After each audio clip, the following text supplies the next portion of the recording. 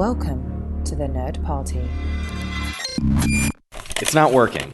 Well, how long since you've cleaned the heads? The what? The heads. Do you have any alcohol?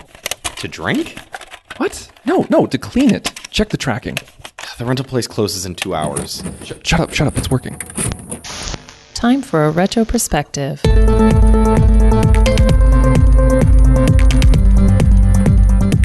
Hello and welcome to Retro Perspective, the Nerd Party show in which we take a look at all of the movies released 25 years ago this week. I'm Mike. I'm John. And today we're taking a look at the movies released during the week of March 25th, 1994. Yes. We actually have a movie which came out on March 23rd, 1994, the Wednesday opening. Yeah, Wednesday opening's always a good way to get a jump on the box office. Get the buzz going early and catch the kids who maybe skip school. Yeah, and also, like, from what I understand, another reason why it's done is if there's, like, a smaller movie that a studio may want to ensure gets played, they'll be like, oh, let's release this on Wednesday, and then theaters will book it the week before, and that way, if there's another big blockbuster coming in, they won't say, you know what, we're just going to play Avengers on 10 screens. Sorry, we don't have room for, whatever. So, just as a quick question about that, right? Does anybody do Wednesday releases anymore? Because Friday releases are, I make the joke that that they define Friday now as as the way that the Jews or devout Catholics define the Sabbath, sundown to sundown. Right. Because it's like as soon as the sun goes down on Thursday, you got all your preview showings going. Mm-hmm. And so given that climate today, even setting aside all of the streaming stuff, does anybody still do Wednesday releases? I can't recall the last time I saw an ad for a Wednesday release. There are still Wednesday releases. The last one that I can think of off the top of my head, which is, an unusual circumstance, but it was Isn't It Romantic and Happy Death Day to You, both opened up on Wednesday, February 13th. Obviously, the reason there is because they wanted to get a jump on Valentine's Day, which was on Thursday. Makes sense. Okay. And then that same week, Alita Battle Angel opened up on Thursday, the 14th. One of the interesting things there is that both Isn't It Romantic and Happy Death Day did not do night before shows. So essentially, they opened up in the morning, and then Alita opened up at night, but they all opened up on the 13th. Man, it's just weird. It's just so weird that just the way that the movie releases are defined. Because like with the night before stuff and everything, like it's just I still have problems getting my head around that. It's super weird. I mean, the reason why there were night before releases before, the reason why there were midnight shows was because it's like 12:01 a.m. is the first minute that you can see this thing, Yeah. And then whenever they did something which was earlier, I remember going to the, as they called them, special sneak previews of Star Trek Generations and Star Trek First Contact. They did Mission Impossible like that, but that was the thing. If it was a Thursday night opening, like at 7 o'clock, it's like special sneak preview. Now it's the rule instead of the exception because, they of course have realized people would much rather go to a 7 o'clock than a midnight show on a Thursday night, Naturally. Work the next day and all that stuff. Yeah. And then it gets really confusing because some movies will be like, oh, we're going to do a 4 o'clock opening, like Shazam. Shazam first shows are going to be at 4 o'clock. And then, kids' movies are usually at 6 o'clock. And it gets super confusing. So it's just each studio gets to define what a night before show is. So would it technically be feasible that somebody could say, oh, well, Shazam opened at 4. We're opening at 3 the previous day, but it's still not technically a Wednesday opening? They get to roll their box office receipts into Thursday? Yeah, and that's literally what they do. I mean, that's literally something that, we have to do is say these are Thursday night grosses which get rolled into the Friday grosses. I mean, but yeah, they can choose on an individual movie basis, and they do. It all just depends on whatever they want to do. Some say 12:01 a.m., some say night. I mean, the weirdest one that I ever saw, just because they wanted to, this was back when everyone was doing midnight releases and they wanted to make sure that there were no midnight releases. The strangest one I ever saw was the Da Vinci Code, where they said first show can be at sun up. So if they were doing that with like Star Wars or something, then we'd have to go look and say like, okay, sunrise is at 6:31 a.m. today. That's when the first show is going to be. Obviously, what we did was just say, okay, well, noon, just because. Right. And another weird one that they did for Matrix Revolutions, and I think they did this for a couple Harry Potter movies too. They did a simultaneous worldwide release. So like in the central time zone, Revolutions came out at 8 a.m. In the Eastern time zone, it came out at 9 a.m., etc. So that everyone would get it at exactly the same time. Well, okay. That's still meh. They do all sorts of weird things, Sometimes it's cool. And now the new thing is special shows the Saturday before or something like that. Oh, at yes. 7 o'clock. Right. Which used to be considered a sneak preview, right? Yeah. They used to call it a sneak preview. Why don't they call it a sneak preview Well, still? they kind of do now, but it's usually called now. I think they more commonly refer to it as like a fan screening, and it's usually tied into some sort of promotional thing. Like Shazam is like Fandango fan screenings, where like the only place where you can buy tickets for the Shazam shows on this Saturday that just passed is on Fandango. Gotcha. That's it. You can't buy them at the box office. You can't buy them through Atom tickets or anything. But they did other things, like with Aquaman. The hook was it was only open to Amazon Prime members. Right. I remember that. Yeah. Yes, you had to be a Prime member and buy the ticket. Right. And it's just all so complicated. It's very complicated. It's not like an online treasure hunt where it's like put together the clues and you can find your Aquaman ticket. It's like, but it kind of is. It kind of is like that. Is it? It is. I mean, like with Spider-Man, for example, there was one time where right before it came out, like the week before it came out, it was like a Friday night. And for some reason, I was looking on Fandango and I see Spider-Man listed at a movie theater. And I'm like, what? And they're like, yes, Spider-Man, 1 o'clock on Saturday. And I looked and everywhere was playing it at like 1 o'clock on Saturday. And I'm like, I guess I'm going to see Spider-Man tomorrow. All right. So Above the Rim. Now, this is an interesting thing, though, with these Wednesday shows. And this is something which I was seeing as I was putting together the schedule for the year. I have a vague recollection of this. And it's not the case anymore, really. But for some reason, whatever it is, movies which appeal to an African-American audience back in 1994 tended to open on Wednesdays. Really? We're going to see this. We've seen it already once or twice. We're going to see it again throughout the year. Anytime there is a movie which is by and large geared towards an African-American audience, it comes out on Wednesday. I have no idea why that would be. It doesn't make any sense to me. No, it doesn't make any sense. But it's definitely, it's definitely a pattern. Like, I'm not making this up. It's for real. But usually when they make decisions like that, there's some sort of data to back it up. Like, there's a reason for it, right? Yeah, there has to be. I have no idea what it would be. And I don't think it's the case anymore because you really don't see it happening anymore. But I want to sleuth that out. Yeah. There's got to be some sort of reason. Yeah, I don't know what it is, but it's weird. Oh. Anyway, yeah. So that movie that was released on Wednesday, March 23rd was Above the Rim. Yes. This movie had a 53% on Rotten Tomatoes and came in at number 5 at the box office with $3.7 million that week. Yes. So this is the movie that I watched. I'm guessing this is the movie that you watched too, right? It is. I could not resist. It was calling to me immediately because two things. One, I remembered the ads. Mm-hmm. Two, I really like one of the actors in it, Leon. I really like him. And Tupac Shakur. I've never seen a movie where Tupac was acting, so I was like, oh wow, I can complete like a whole bucket of bucket list items right here. Yeah. To take care of. And do you want to give the synopsis of the movie? Sure.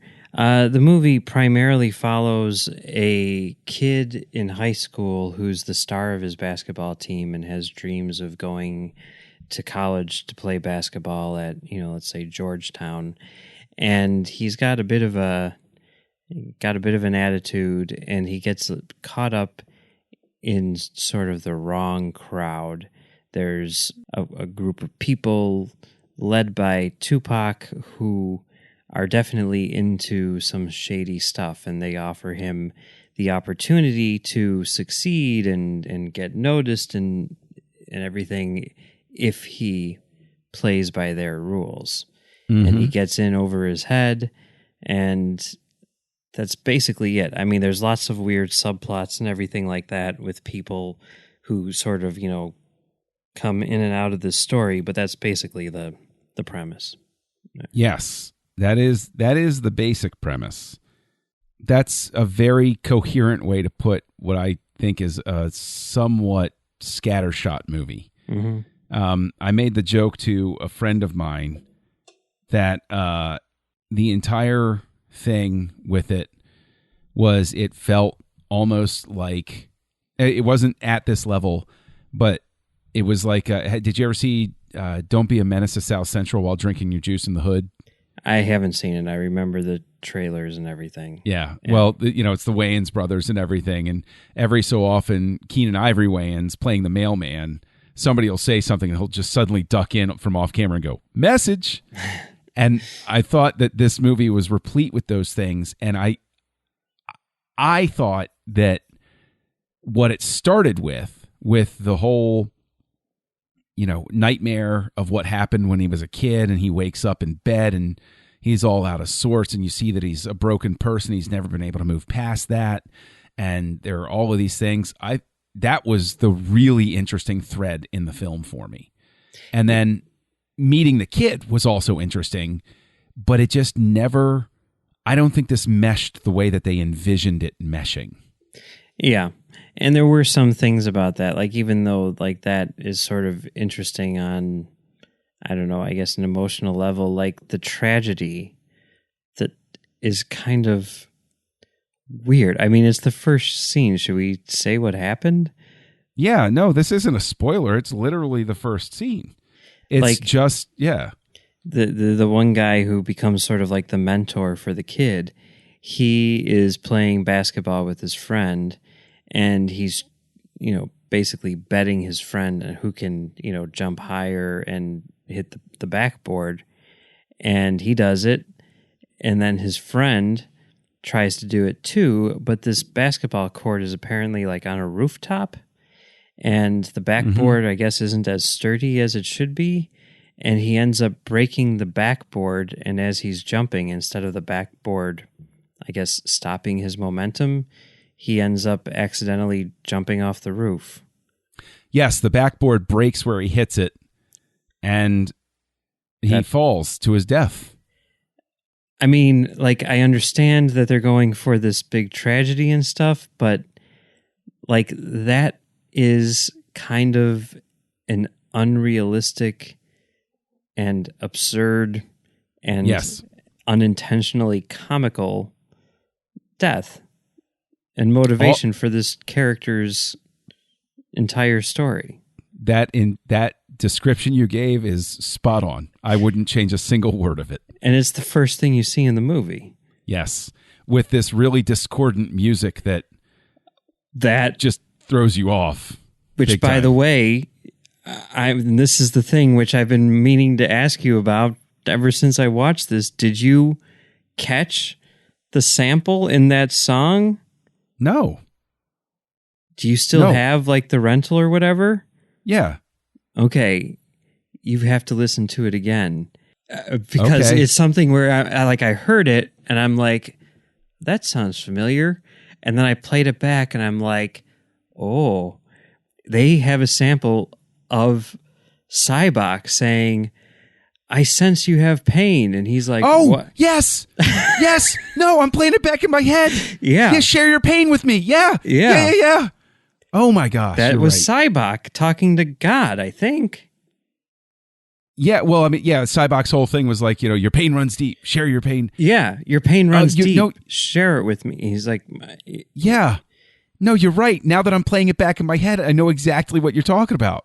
You're right. I couldn't believe that. I could not believe that when I heard it. I'm like, really? Like, I was hoping that would like occur again and again and again, but it doesn't.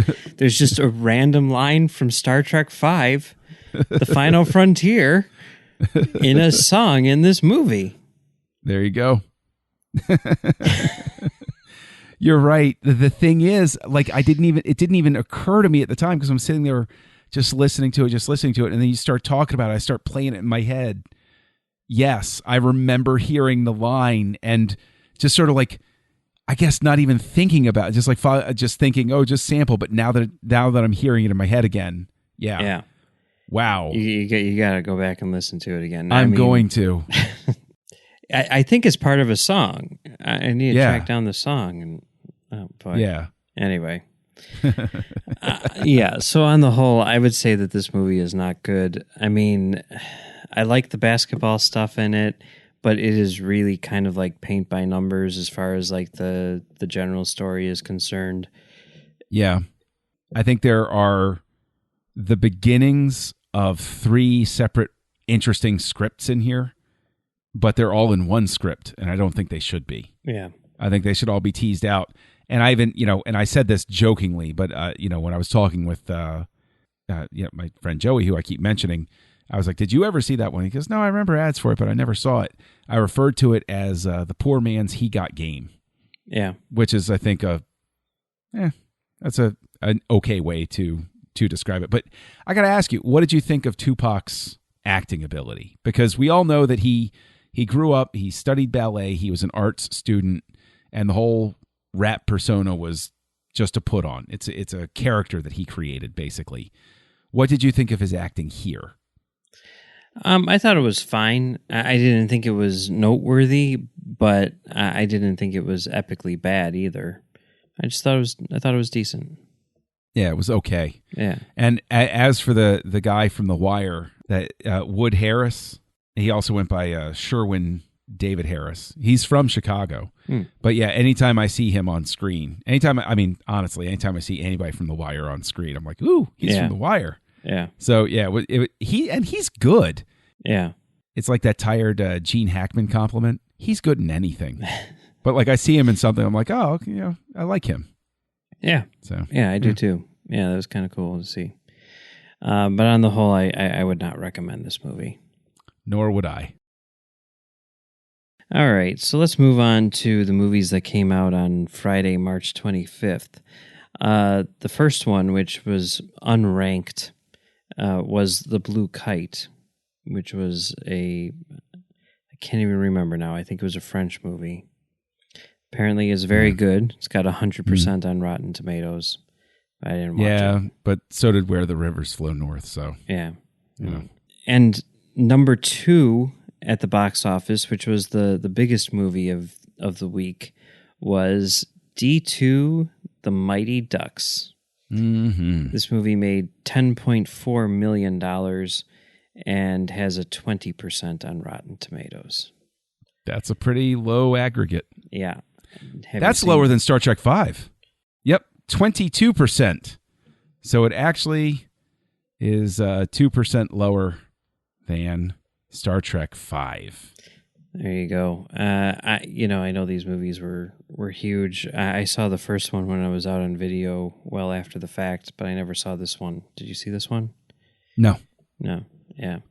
I never saw the first one. I was afraid I would be lost in the Mighty Ducks connected universe. Like, is Angels in the Outfield part of the Mighty Ducks connected universe, or are they just separate storylines? They're separate.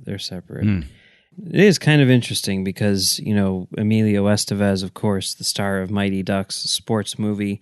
We're going to have another sports movie just 5 days later starring Charlie Sheen. So, be interesting to see who wins that battle. Oh, that's a good point. Yeah. Yeah.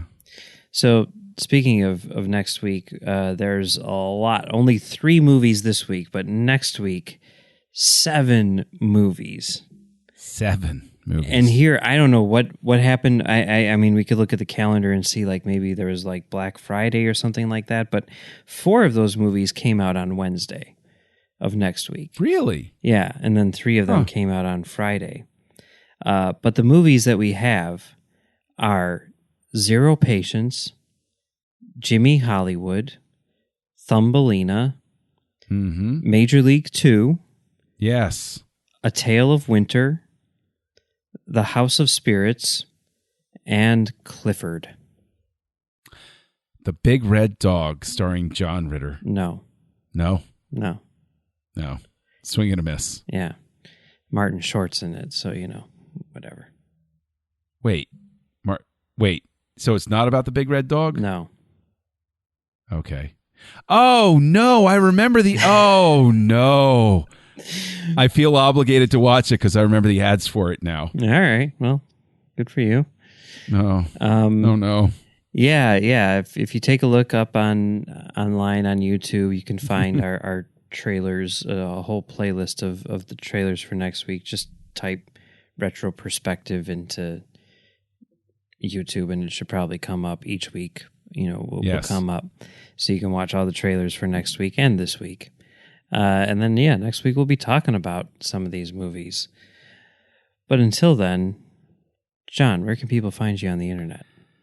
Go to KesselJunkie.com. It's active right now. You can also look for Kessel Junkie over on Letterboxd and Goodreads. And I'm here on the network co-hosting a Star Wars show with the infamous Matthew Rushing called Aggressive Negotiations. And if you're going to Star Wars Celebration, he's going to have pins. You ask him for a pin, he'll give you one, and it'll have our logo on it. So, oh, really? Yeah. I want a pin. I know, because all right, I'll make sure you get a pin. It's cool. All right, cool. I'll make sure. Thanks. I'll say set that one aside for Mike. But if people want to pin things on you online, where can they find you? Well, you can find me on Twitter and Letterboxd at Mumbles3K. And you can also find me on Trek.fm doing a show called Tracks from the Edge, where we provide audio commentary for all the new Star Trek Discovery episodes. And you can also find me on FilmDamagePod.com doing a show called Film Damage, where we talk all about film projection and other things. It's a fun show. All right. So until next week, be kind, rewind.